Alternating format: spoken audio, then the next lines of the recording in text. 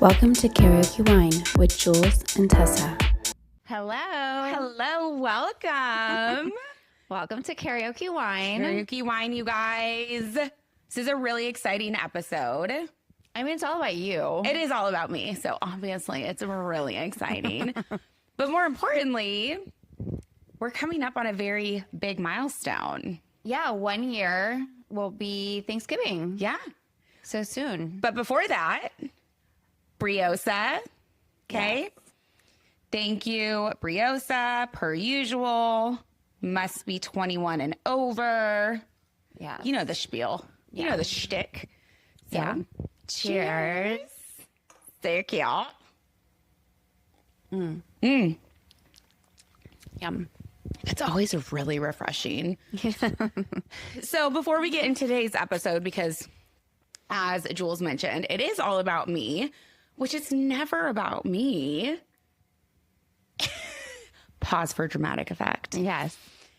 We would like to do a shout out real quick. Yes? Yeah. Rosh Hashanah was last Monday. But I was like, what week was it? Yeah. I'm the best Jewish person you'll know. Yeah. And I was at dinner and my bonus children were there, Josh and Sarah, and they went to Canada recently to visit their cousins. And Josh was like, my cousin loves your podcast. And even he was like, oh, have you seen it? And Josh goes, yeah, I've seen a couple reels. He's like, I watch every episode. So I want to say hi. Thank you for watching. I hope you are watching and be like, these girls are nuts, yeah. But I'm learning a lot. We love you. Thank you for the love. It's always nice going to dinners with friends and family and hearing about a fan. So yeah, well, fans and friends, family, like just supporting us. It's really cool. Amazing. To like hear about it. And I was like, really? He like watches this? And I was like, that's cool. I was like, wow. I was like, okay. People do watch our podcast. I mean, I think I might be the first person who always watches as soon as the episode is released. Well, yeah, I'm the one that edits the final episode. So I watched it probably 20 times before anybody else on my phone because I have to like fine tune everything. So true. But anyway, thank you. Thank you. You know, anyone else, if you want a shout out, just let us know. We want to know who is watching. Yeah. Reach out to us. You know how to get a hold of us, hopefully, at this point. If you don't, we'll leave it at the end of the episode. So back to the most important subject of the day. You. Outside of the fan. Yeah. So with this podcast, it's really interesting because the podcast, you can see our evolution on like how we speak. And how I sit. And the weight gain. Yeah. And that's how we had our conversation about this topic. Yeah. Is because you can see the physicality in your face. It's huge. Not anymore. I mean, it's not huge. Chiseled now. Well, I mean. I even didn't say, I was like, no, like, it's not that bad. And then I saw one episode, I was like, oh. So what this is really going to be about, yes, the weight initially started the conversation, but really what this is about is my mental health. And I'll get into why my mental health was struggling. However, the weight gain that came with the healing of my mind was substantial.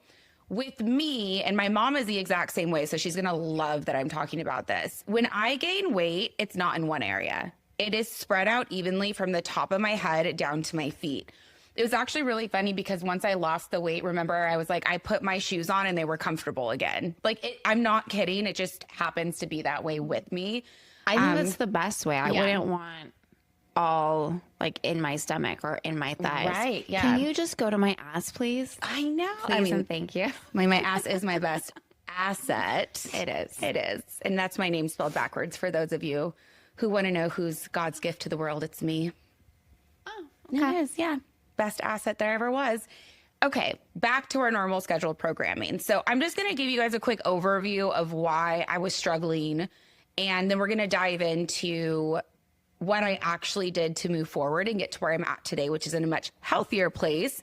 I never want to say that I will be completely healed, because life is life and things happen where you cannot control, which is one of the things that really drove me to have a more challenging relationship with myself, because you cannot control everything. And for those of you who know me and love me dearly know that I am a very structured, I like things a certain way. I don't like to use the word controlling. Particular might be a better word, but controlling is definitely a factor. So last year, we all know that I dated somebody, Eunuch. If you haven't been watching the episode, make sure to go back to episode 1 to get caught up. It was not Actually, it was almost 2 years ago. Oh, it was almost 2 years ago. Yeah. Yeah. Because we celebrated your birthday. Yeah. And that was almost a year ago. Yeah. And my birthday does play a part in this, because I love my birthday, because it's the one time that I get all of my humans together. And it ended very poorly in 2024, like catastrophically kicked out of a hotel room and sat in an airport for endless hours contemplating my life decisions.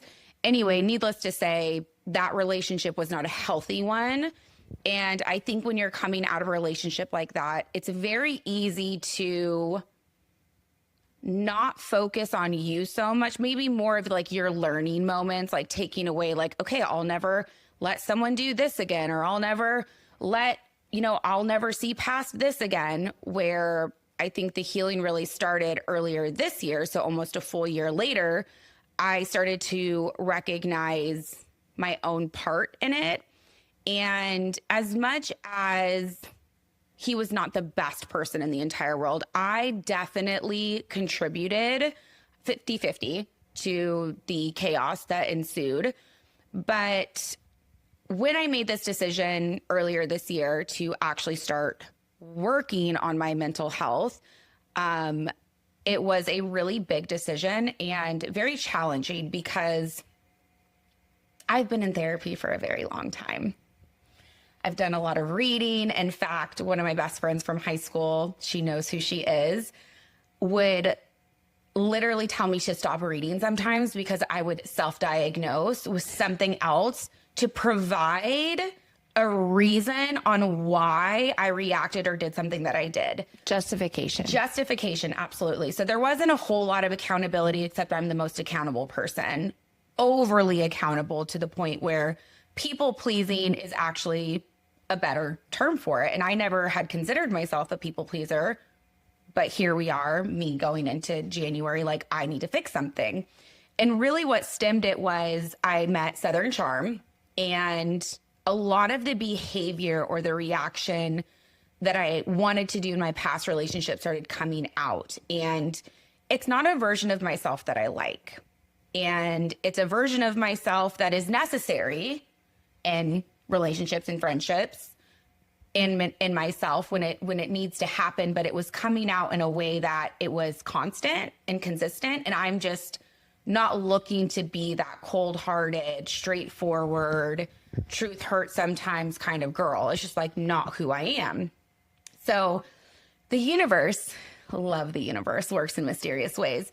Every time you've decided to make any type of drastic change in your life, the universe likes to throw everything at you at once. Would you agree, Juliana? I do. Yeah. So this happened at the end of the year, and then January, I started seeing a new therapist, and I was like, hey, like really, really want to actually start working on myself and doing the work this time. Well, within a period of 3 months, okay, I betrayed our friendship in a sense, and we're not going to get into that right now. However, I withheld information from a situation that probably, if I were in my right mind, would not have ever entertained. However, the soft landing of chaos that I was used to kind of fell into this situation. It was very apparent to me afterwards.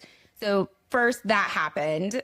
Then directly after that, I lost 2 people in my life. One whom I believe we can still get past it and be in my life forever. But these are like lifer friends. Another one, I'm just not in the place right now to start the forgiveness process because it was so detrimental to me what had happened. And this all happened around my birthday. So in January, made a very poor decision, betrayed my best friend and business partner.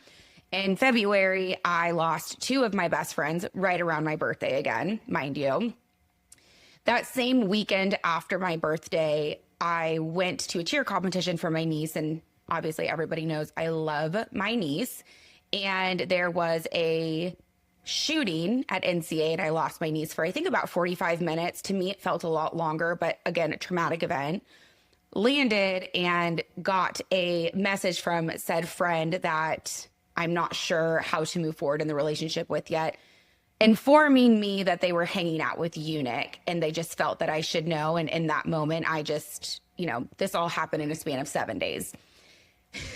What the fuck? Yeah. A week later, I lost the promotion that I was promised since the previous year. Not only that, losing that promotion, recently I found out that this particular person made 60 to 80 grand more than I did in his role. And I did her job for almost a year. So that was a really rude awakening for me, like not going to do that again.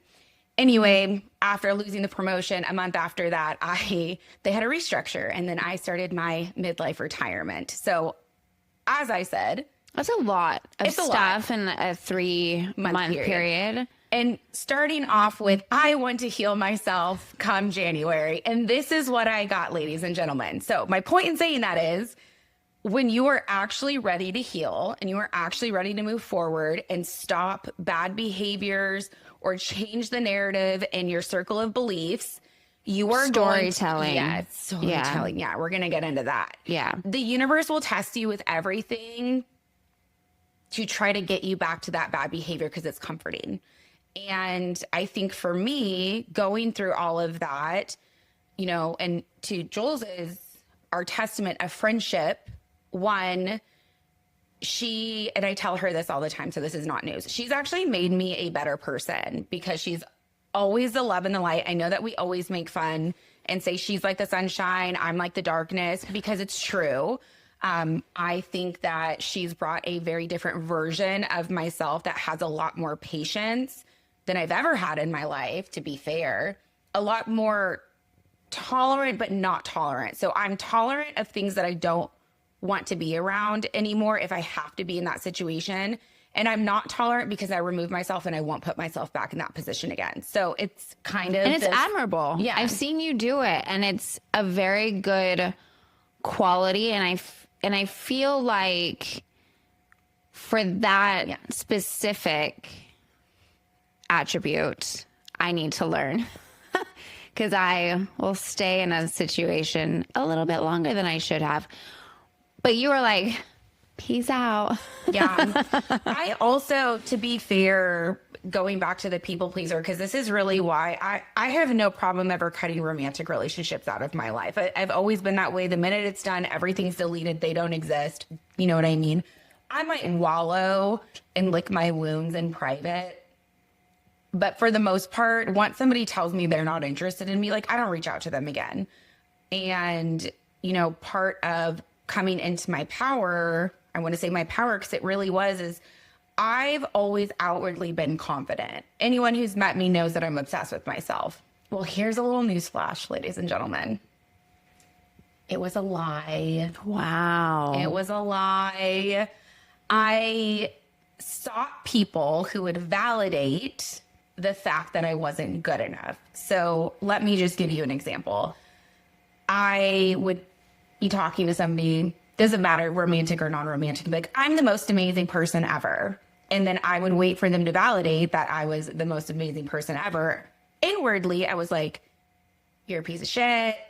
You're not worth it. Who do you think you are asking for this? Like really just terrible stuff. So I think another reason I had such thick skin is because really no one could ever do or say something worse than I was already like saying and doing to myself. So that's really sad. it is. it's heartbreaking to think about. Yeah. Especially if you know Because who I you am. are such a different person as a friend. Mm-hmm. So as a friend, well, first you surround yourself with really good people, like your tribe of They women make me around better. you. Like I am.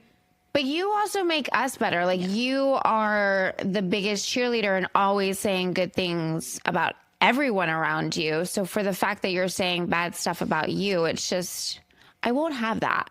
100%. And interestingly that. enough that you said that, because I started having to shift my negative talk in the last year. And I'm telling you, I turned 36 in February. This is something that's been going on my whole life. You know, it's part of an imposter syndrome, perfectionism quality. I still cannot tell you where it came from. I don't know where it came from. And it doesn't matter where it came from. It matters what I do moving forward. And one of the biggest things when I started to talk to myself in a negative way is I started to be the protector friend that I am to myself. So now, today, anytime I even have a blip of some self-negative talk, the girl who used to berate me and beat me down in my head is now the girl that takes that little whisper of negativeness and goes, oh, we're not fucking doing that. Like, you're not allowed to talk to my friend that way. Yeah. So I have, in turn, you know, became that for myself. But a lot of why this happened is I wasn't taught to deal with feelings. And I think a lot of people our age weren't taught to deal with feelings as kids, like brush it off. You know, I've mentioned a couple times on here, I experienced far more death as a child than anyone should in various capacities. And like, we're not going to get into that today either. And I think it's part of the reason why I love so hard and why maybe I thought I didn't deserve certain things, because there were people in my life who I had let down in some form because they're no longer with us. And so I don't know why I internalized things and like took the accountability so much. And recently I really had to take a step back and start saying no a lot harder, because I needed to put myself first. And because of the work that I've started doing, and it has not been easy, I think giving you a synopsis of what happened earlier this year is just to give you kind of an insight to like how hard I had to still push forward. Like, you're going to be okay. We still love you. Well, I mean, one of the best things that Tessa always says is life is not happening to me, it's happening for me. And that actually helped me about 2 weeks ago when I was going through my shit. But this episode's not about me. But it's true. Like, everything's happening for you and God has a plan, and you just have to trust the process, but do the process. Yeah. And I remember getting off the phone with you one day, and we always talk on video. Yeah. And because why wouldn't we? I know. I want to stare at her when I'm talking to her. I remember getting off the phone with her and just thinking about all these things that have happened. And I was like, okay, this is a do or die moment, because I don't know how she's going to do it, because you obviously, you put yourself in your, you know, that other person's shoes and be like, okay, if I was her, I'd be fucking losing my shit. And then she hasn't lost her shit yet, but I'm ready for her to lose her shit. And so it was like a very fine line of like, okay, this is a moment that you can, a fork in the road kind of thing. You can do the old Tessa. Yeah. Or you can like go forward. And I didn't really know what work you were doing, because that's between you, God, and your therapist. Yeah. So shout out to my therapist, Dr. Allison. I love you. So when you were doing the work and you actually consciously made the decision to do the work, what was like, how did you go, okay, day one? Was it therapist driven, saying, okay, this is the work that you need to do, go do it? No. So after Southern Charm, I noticed behavior that was coming out because of somebody. You're only in control of your words and your actions, though. You cannot control what other people do or say. You can look at a situation and you get to decide, how am I going to react to this? And I didn't like how I was reacting. And at the time, I was in between therapists, and it was my first time with this therapist. And I told myself, we got to tell her the deep, dark shit. We're not going to be storytelling anymore. And this is something you and I talked about. Juliana did a really great course, which helped her kind of dig into some things that she felt that she had already moved past, realized that she had it, and she was talking to me about doing the course with her. And I said, it's called Breakthrough Atlanta, everyone. Yeah. If you guys have trauma and you want to like deep dive into your shit in like 3 days, and like obviously you continue the work, highly recommend it. Yeah. Continue. And I was like, I really want to do it. I'm just not ready. And she was like, okay. And I said, if we do it together, I want it to just be us. We were introduced to it from another person, and I have a really hard time trusting people in general. Yes. You know this. Yeah. And I had just started to actually be honest with a therapist behind closed doors. And Jules and a lot of the people who support me, they know bits and pieces of it, but I don't think I've laid it out, the type of work that I have been doing on myself, because it's been challenging, and I'm just not ready. I'm not ready to tell my full story yet. Just from day one to where I'm at today, I can give you an idea of how hard I've been working and why it's been challenging. I just don't want to fall back into bad behavior. And part of my bad behavior is storytelling. And when I first explained it to Jules, she was like, what do you mean storytelling? Well, you said it, and then I went to this trauma course, and then I really figured it out. Yeah. And the hardest part is to look at your behaviors. And we were talking about this today. I don't know if you guys watch this show Homeland with Claire Danes, but she's a CIA operative, and she has like this beautiful mind, and she puts everything on the wall, and she looks at all the puzzle pieces, and then she's like, okay, big picture, I see it, but it's like that grain of sand that you're trying to connect all the dots. And that for me is like the work that you do. It's like, okay, why am I doing this? This is the puzzle of my life and my brain and how it works, and the triggers and all the experiences that have led me to today. And then you go, oh, okay, now I get it. Yeah. And it's easy. It's not easy to see oh my God, I get it now. It's actually hard after that point to live your life with the knowledge that you know, and you implement it every single day. Yeah.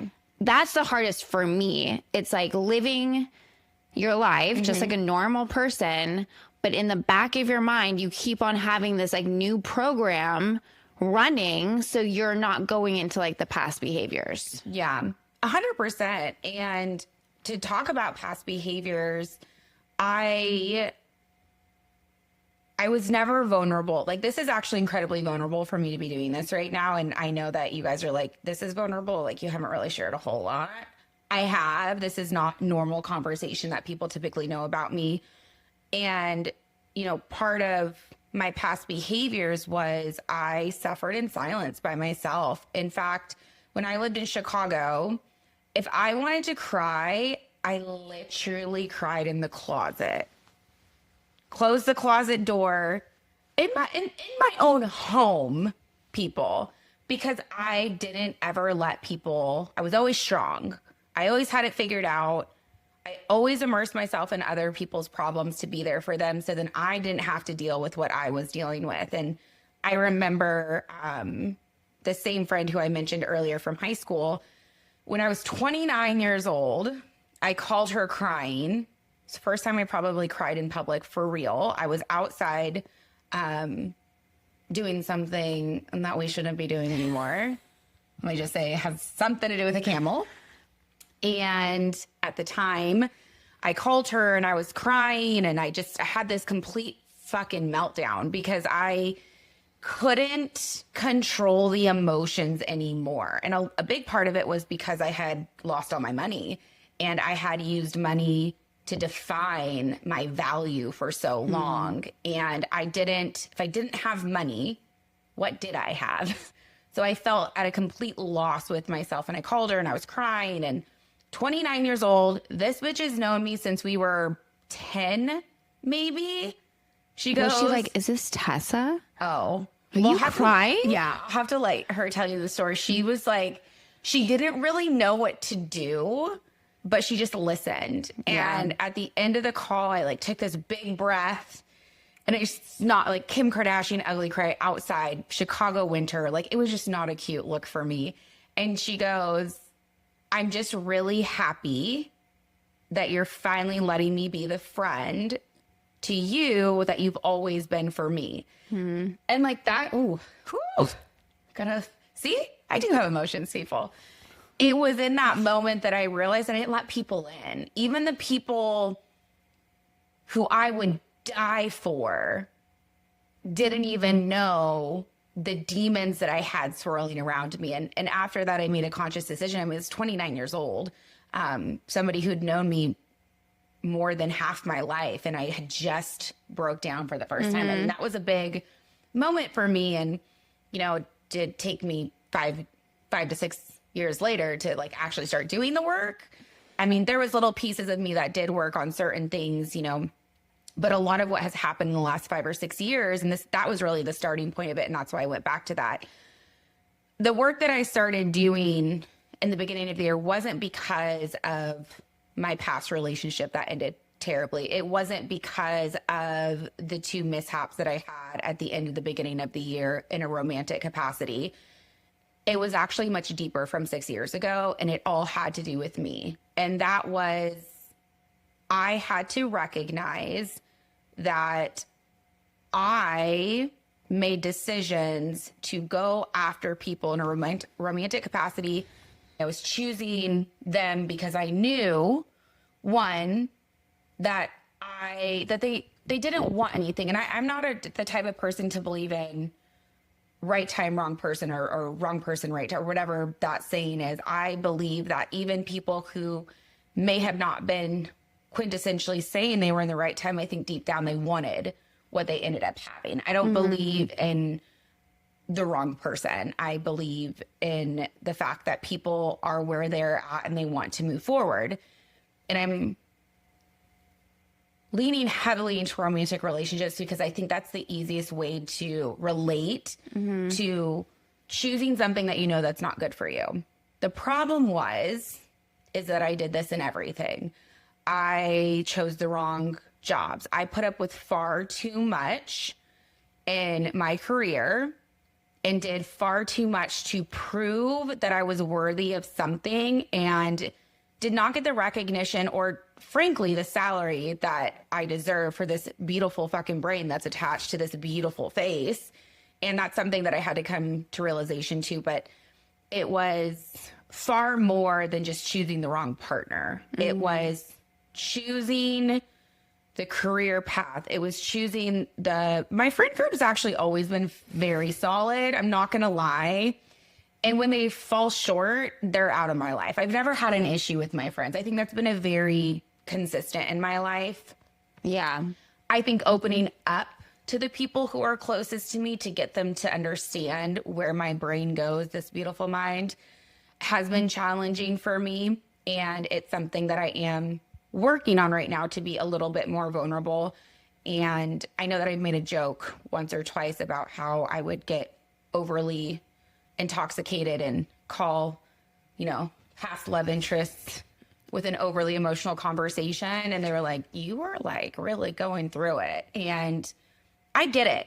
Like, that is not an appropriate thing to do. I do, however, want to do a little PSA to everyone I did that to. It's probably the first time I cried maybe in months, or like the first time that I was able to numb myself enough. Essentially the sad girl who can be here now, not the sad, but like the girl who can process emotions. She never got a chance to come out because I held her down for so long. So then becoming intoxicated, allowed that emotion to like surface. And it had nothing to do with you, FYI, anyone that happened with. It had to do with me. Like, I was not treating myself well. I was not putting myself first. I was wrapping myself in so many other things so that I didn't have to deal with me, which is interesting because I'm fucking fantastic. And I can say that today. And believe it. And actually mean it. And case in point, we were at her mikveh and I was talking to one of our mutual friends and something beautiful happened. I was chatting with him and he was like, "You're so pretty." And I was like, "I know." And he was like, "So, you know, quintessential what Tessa Tierney would have gone after pre-therapy.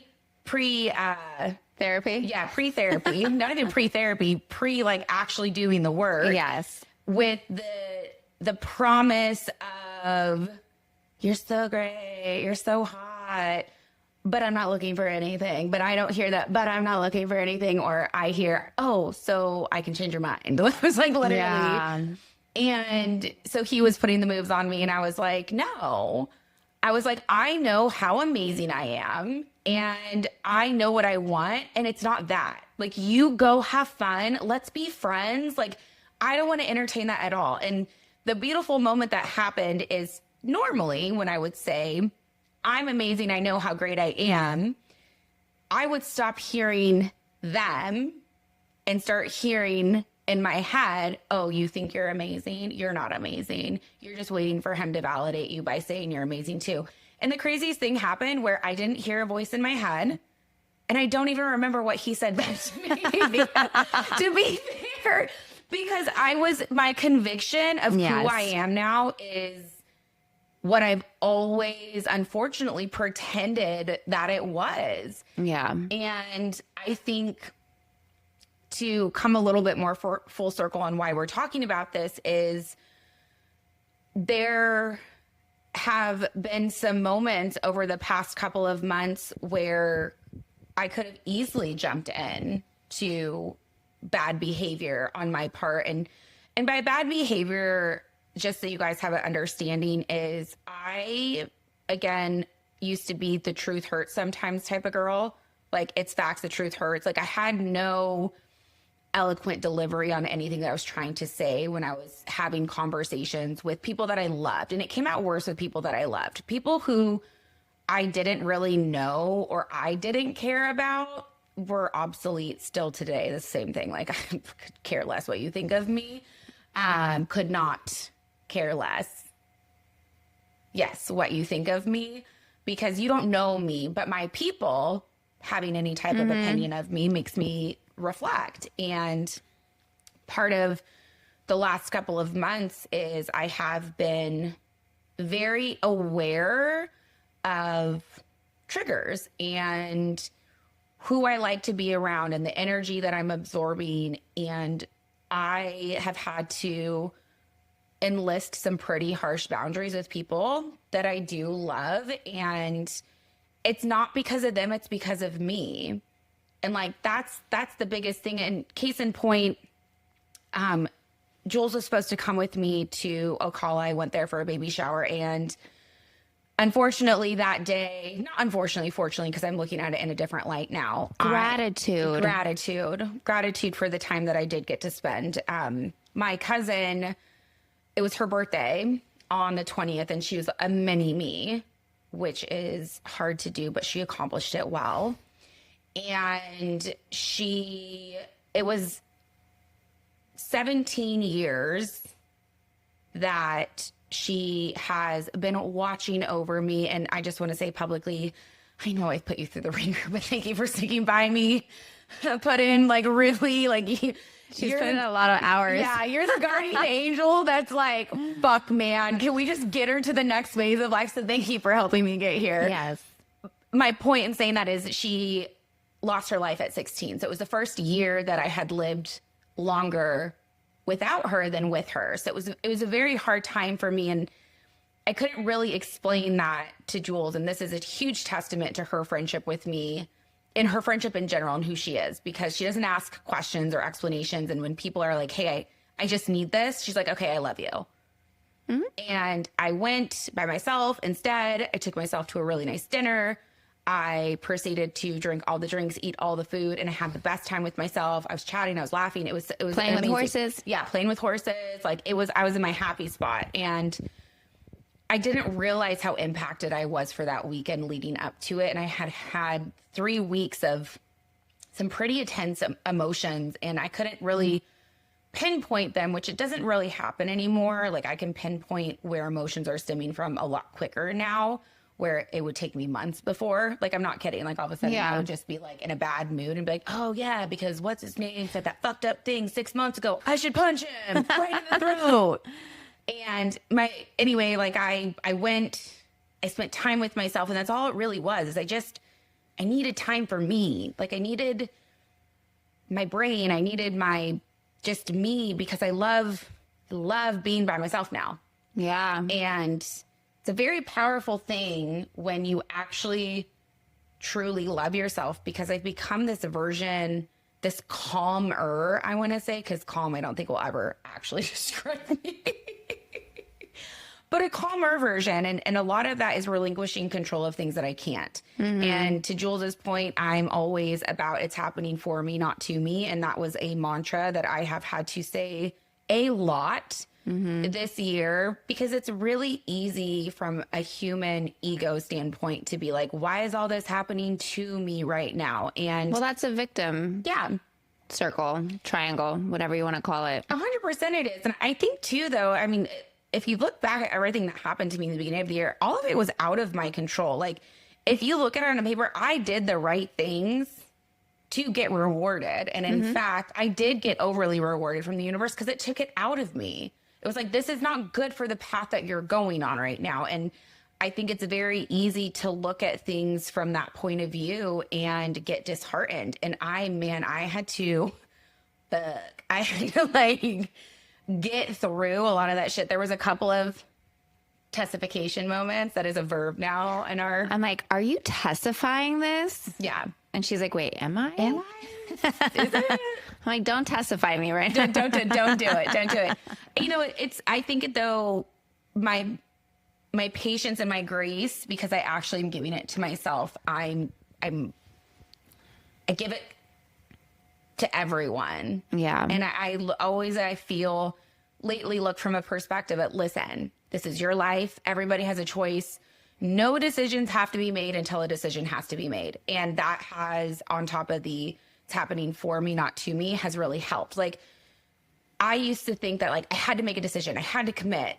And we had a girls' night last night. I was actually talking to one of the girls, and I'm like, listen, and you and I were even talking about this. If I don't want to go, if there's even a slight, like maybe I'll just be like, no, if I show up, I show up. But the answer is no for right now. If it's a yes, it's a hard yes. We do not miss commitments. It's not what we do. And it was just very interesting to me to see the growth that I've been able to go through without having to beat myself up and self-deprecate. And, you know, I know we've talked a lot about my mental health, and that's where the weight gain came from. Is last year I made a decision to go on Lexapro, and it helped a lot, helped me actually create better coping mechanisms than the negative ones that I was using, that bad behavior that had become so comfortable to me. And the weight gain happened so quickly. For you, it happened so quickly. Yeah. I didn't see it. I even look at the pictures on New Year's and now I see it because this is me, Norma, people. Now I see it, and I'm like, oh yeah, you weren't. It was the 20 same. pounds. Yeah. 20 pounds. New Year's, I really saw it because I was wearing that mesh sleeve, and it was all like sausage casing. And I was like, God. Yeah. And Jules was wearing all of my fucking clothes. Oh yeah, she gave me like shorts and jeans and workout pants, and I was like, I'm low key loving this. Yes, right. She's like, I don't think you've gained weight. I was like, I need to put something into perspective for you, okay? You're wearing all of my clothes. Yeah, that's I can even true. fit that over my leg right now. Yeah. And it was, I didn't I didn't care because my mind was getting stronger. My mind was getting better. And it was really, and this wasn't me just like. But your weight gain did contribute to another mental health factor, was that you weren't happy because you weren't comfortable in your own body. So even though you were doing work on your mind and fixing that part, another door opened. You're like, fuck, I got to figure this one out now. More so because it's in your face all the time. Like literally you wake up and you look in the mirror and you see it. And that was really what stemmed the self-hating. And I think a lot of women our age who grew up in that early 2000s environment with like stick thin Christina Aguilera, Britney Spears, Jessica Simpson, Paris Hilton. Yeah. And I've always been like a sturdier, stockier person. I mean, by no means, I've always been athletic. You know what I mean? I've always had an ass. I've always had some sort of tits. Can we say tits? Yeah, tits. We were talking about vaginas last week. Anyway, it was the ultimate test to me because I had done everything, as I mentioned before, control. I controlled what I ate during the week. I controlled how much I ate during the week. I controlled how much I worked out during the week to the point where I kept injuring myself, not thinking that it was because I was viciously ravaging my body in a freaking workout studio 6 to 7 days a week and not eating enough to sustain that type of environment. Well, I think also the way you were working out also allowed you to be like, it's not my not working out enough. It's not my diet. There's something internally wrong. And that's when your therapist was like, oh, when did you start doing the weight gain? And then you did the timetable and you're like, oh, holy shit, it's my medication. Yeah. She's like, that's when we upped your And I was like, supply. I actually was like, thank God it's your medication. Because we can fix that, y'all. 100%. And we did fix it.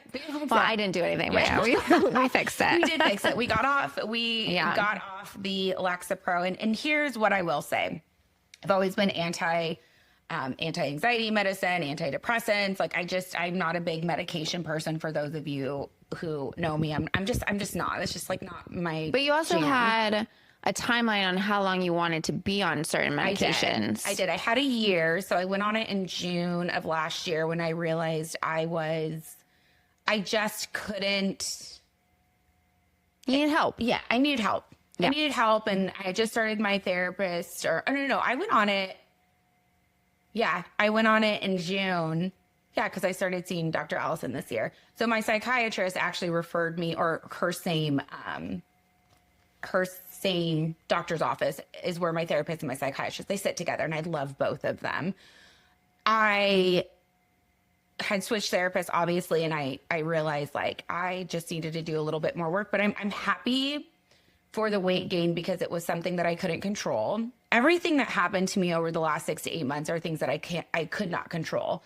And I had to recognize, okay, if I can't control this outcome, what can I actually control? And that was one of the biggest questions I asked throughout everything happening over the last year. And what I can control is how I react, how I choose to speak about it, and how I choose to move forward with it. And a lot of times in my past, I didn't do that. If I couldn't control it, I never recognized that I couldn't control it. I would take... Well, that's your personality. Yeah, it is my personality. You're a fixer. I am a fixer, but it was even like, to the point where... gosh, like I could have made that green light, or, it was a red light. Like it was so minuscule. It was every little thing. It was, had this routine. I woke up at a certain time. I drank my coffee at a certain time. I worked out at a certain time. I got home. I showered and brushed my teeth again at a certain time. Like my whole day was structured. Like you could look at my calendar and it was like, like every minute was planned. Like it was nuts because that kept me sane. Yeah, it did. But now I am feeling better. I'm a little bit calmer, as I mentioned. I have a lot more flexibility on certain things. There are things that coming into who I actually am feeling better about myself, I've realized I will never change that part of me. And that part is how I love. I love that part of me, how I am with my friends, the loyalty that I have to the people that are in my life. That'll never change or subside. Other things, the right romantic partner walking into my life, I don't know. I'm excited for when it happens. Yeah. And because that's what we always talk about on this podcast, on that note. I just want to say thank you for sharing, and you doing the work on yourself has helped me. Yeah. Because you're very insightful and I listen to you. And so you actually having clear boundaries with me. That was a hard one, ladies and gentlemen. Made me do some internal investigations. And I got to the place where I needed to be on another episode. On another episode.